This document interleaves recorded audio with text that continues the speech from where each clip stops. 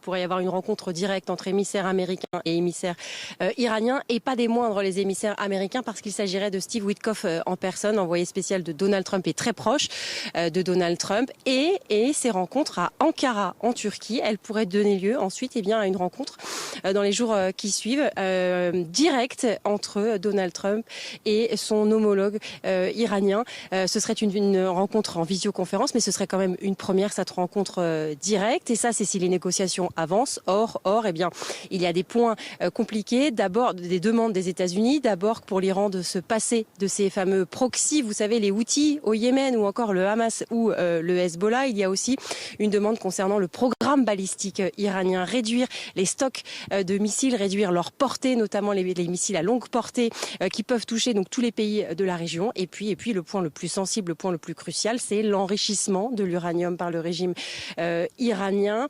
donc reconnaître de vouloir arrêter l'enrichissement du nucléaire iranien et rendre les stocks d'uranium enrichi. Or, ça, jusque-là, c'était une ligne rouge pour le gouvernement, pour le régime des Mollahs. C'était une ligne rouge infranchissable. Y a-t-il donc une volonté de négocier et de voir comment avancer? En tout cas, je peux vous dire qu'effectivement, ici, là où on se trouve, juste derrière, c'est le détroit d'Ormuz.